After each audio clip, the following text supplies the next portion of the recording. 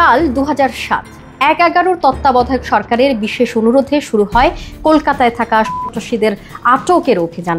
কলকাতার সিআইডি কর্মকর্তা রাজীব কুমার সুব্রত বাইনকে গ্রেফতারের জন্য বহু চেষ্টা করেও ব্যর্থ হয় আইন শৃঙ্খলা বাহিনী। কারণ ভারতীয় গোয়েন্দা সংস্থার সহায়তায় আলী মোহাম্মদ নামে একটি ভারতীয় পাসপোর্ট তৈরি করে সুব্রত বাইন।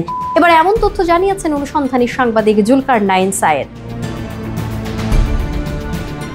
সায়েদ তার ভেরিফাইড পেজে দেয়া পোস্টে বলেন, সুব্রত ভারতীয় গোয়েন্দা সংস্থার পরামর্শে ও সহায়তায় আলী মোহাম্মদ নামে একটি ভারতীয় পাসপোর্ট তৈরি করে।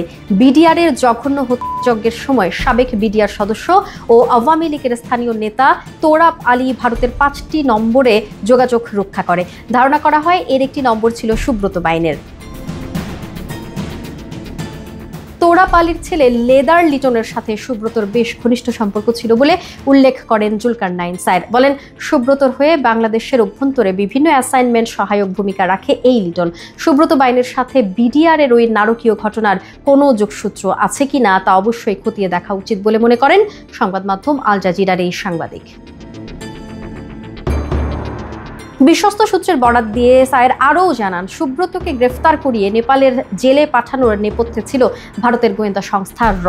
তাদের উদ্দেশ্য ছিল সুব্রতকে ওই নির্দিষ্ট জেলে পাঠানো এবং সেখানে আটক ভারতীয় নাগরিকদের জেল থেকে ভাগিয়ে ভারতে নিয়ে যাওয়া।